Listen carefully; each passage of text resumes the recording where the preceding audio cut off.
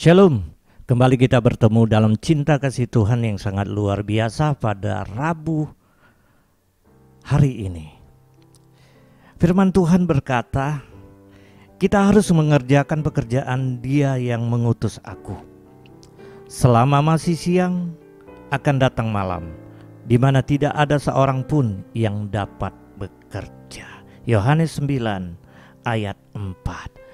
Firman Tuhan ini ada beberapa hal gambaran yang sangat penting dalam kehidupan kita, yang menjadi pedoman hidup kita, yang membawa kita kepada iman yang kuat di dalam Yesus Kristus.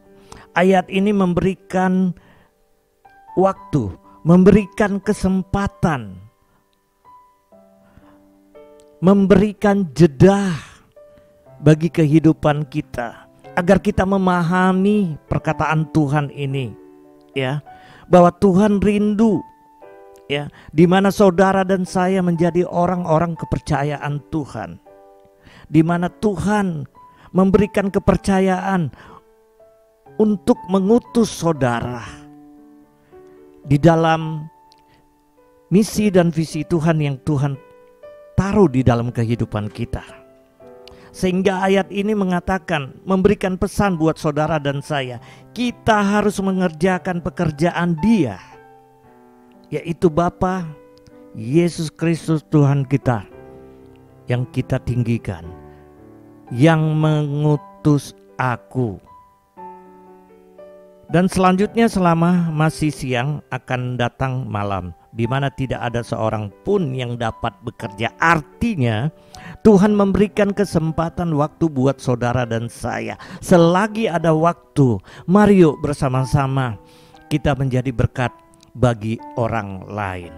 Ada beberapa hal penting Bapak Ibu Saudaraku yang terkasih dalam nama Tuhan Yesus Kristus yang menjadi catatan di dalam firman Tuhan ini, agar hal penting itu tumbuh di dalam kehidupan kita. Hal yang pertama,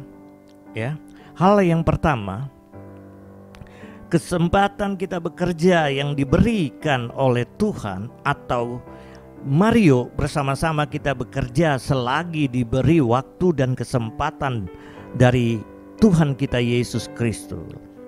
Hal yang pertama, apa pekerjaan yang harus kita kerjakan sekarang? Yang pertama adalah pekerjaan yang Tuhan percayakan kepada kita harus dinyatakan, harus kita lakukan. Kepada siapa? Kepada orang-orang yang tidak percaya.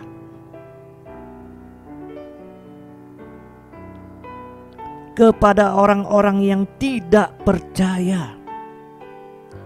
Ini bukan hanya tanggung jawab para hamba-hamba Tuhan, tetapi tanggung jawab kita bersama sebagai orang yang percaya.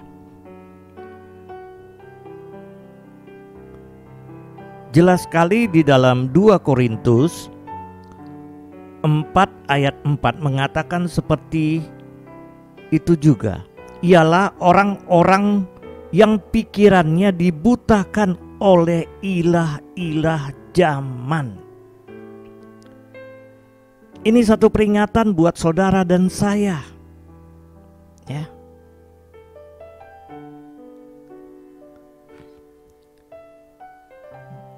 Jadi pekerjaan Allah yang harus kita kerjakan sekarang adalah pekerjaan yang harus dinyatakan kepada orang-orang tidak percaya.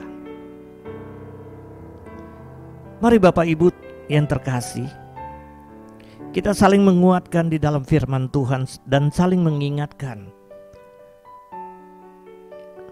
Banyak orang juga yang mengaku Kristen, tapi belum tentu dia percaya.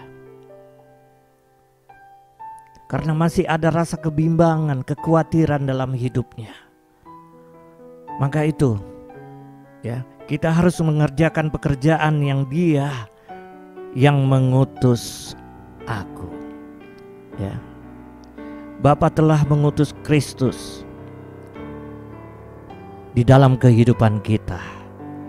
Mari firman Tuhan mengingatkan saudara dan saya, di mana kita harus menjadi berkat bagi orang lain. Mari kita kerjakan ini. Kita berdoa, kita percaya bahwa di dalam kita melakukan kehendak Tuhan, pasti Tuhan akan menolong saudara dan saya. Amin.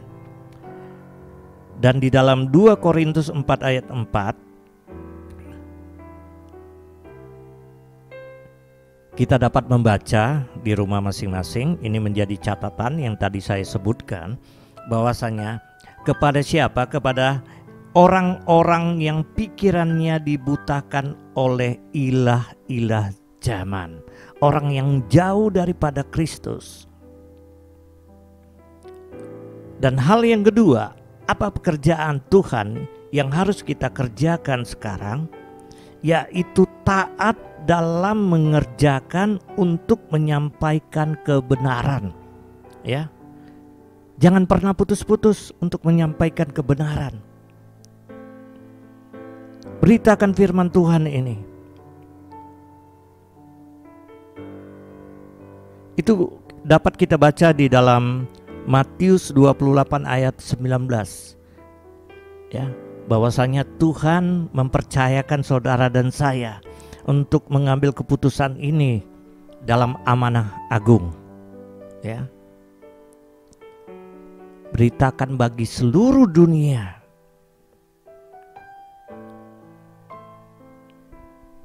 Mari kita baca bersama-sama di dalam Matius 28.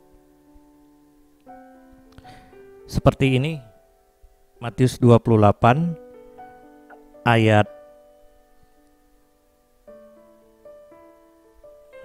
19 berkata, "Karena itu pergilah, jadikanlah semua bangsa muridku dan baptislah mereka dalam nama Bapa, Anak dan Roh Kudus." Artinya taat dalam mengerjakan untuk menyampaikan kebenaran.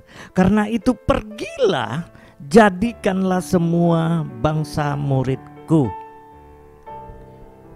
Nah, ini yang diinginkan Tuhan daripada kita sebagai orang percaya.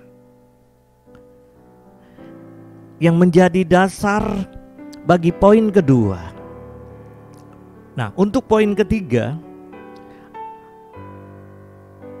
pekerjaan yang Tuhan percayakan yang harus kita kerjakan sekarang, yang terakhir, yaitu membina dan melatih kerohanian mereka. Di Matius 28 ayat 20 jelas sekali, "Dan ajarlah mereka melakukan segala sesuatu yang telah kuperintahkan kepadamu, dan ketahuilah aku menyertai kamu senantiasa sampai kepada akhir zaman." Luar biasa. Mari Bapak Ibu Saudaraku yang terkasih, sebelum kita melakukan hal yang dirindukan oleh Tuhan daripada kita, mari kita berdoa. Kita minta tuntunan kuasa Roh Kudus Tuhan untuk menyertai kita. Di dalam poin yang ketiga, membina dan melatih kerohanian mereka. Ini bukan hanya tanggung jawab gereja, ini bukan hanya tanggung jawab para hamba Tuhan, pendeta, ataupun misionaris, tetapi ini tanggung jawab kita bersama sebagai orang yang telah diutus dan dipanggil Tuhan, bahkan dipilih Tuhan untuk kemuliaan namanya. Jadi Bapak Ibu Saudaraku yang terkasih, renungan singkat ini semoga menjadi berkat bagi jiwa dan tubuh, jiwa dan kehidupan kita. Mari kita diingatkan, bekerjalah selagi diberi kesempatan untuk kemuliaan nama Tuhan. Tuhan Yesus memberkati. Haleluya. Amin.